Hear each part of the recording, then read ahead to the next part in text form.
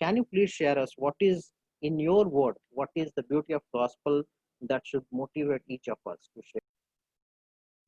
I'll just use one word and then try to explain it to you in another 2-3 minutes. Rather, my 2-3 minutes go for 5. Sorry for that. One word that I use is gratitude in my personal life.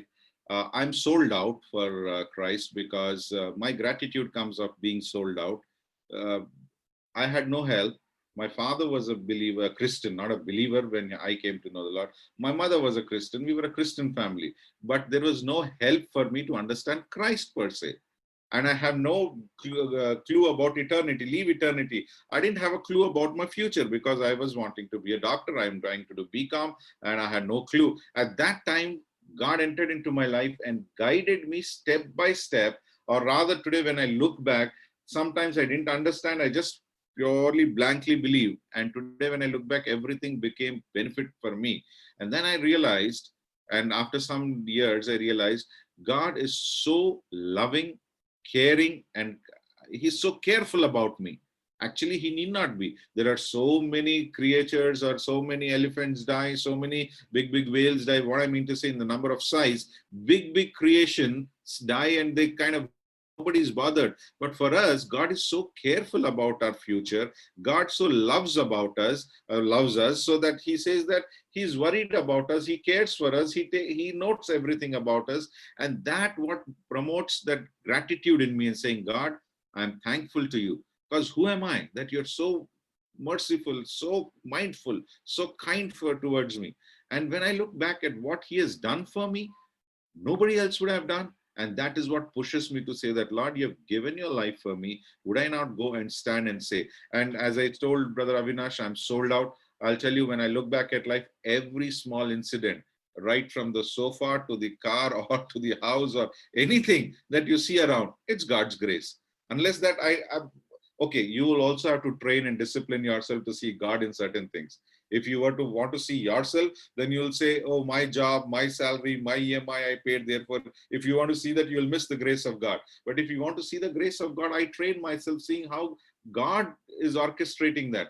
Agreed. There is a job, there is a salary, there is some kind of, but God only gives the ability and the health, as in Deuteronomy. So when you start seeing, when you discipline yourself to see God, the gratitude level keeps increasing in your life.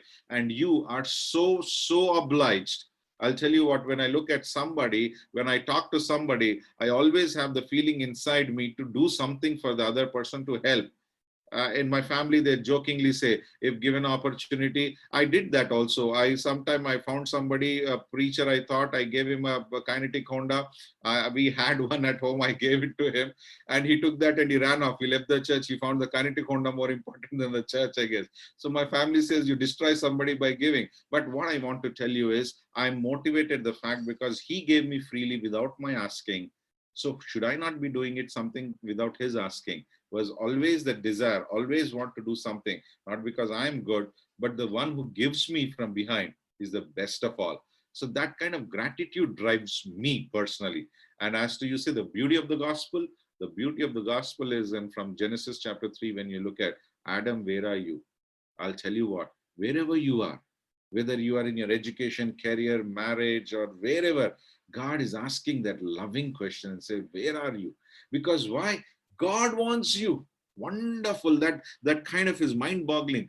God, the creator of this universe, who can talk to the Trumps of the world, the Kim Jong-uns of the world, or whatever you call the Modis of the world, God, that kind of a God, that big God is saying, where are you? He's so interested about you and me.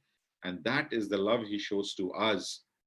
Should we not be that much, at least reciprocal in our loves? That is why and the beauty of the gospel is, uh, I think 1 Corinthians 5:22, he says, he who knew no sin became sin, that we will become the righteousness of God. He actually had no sin in him, Jesus Christ, but he became sin. Why? That I will become the righteousness of God. Isn't it great? I sometimes feel, when I look around myself, when I go to preach, teach, it's not my goodness, it is not me, it is the righteousness of God that leads.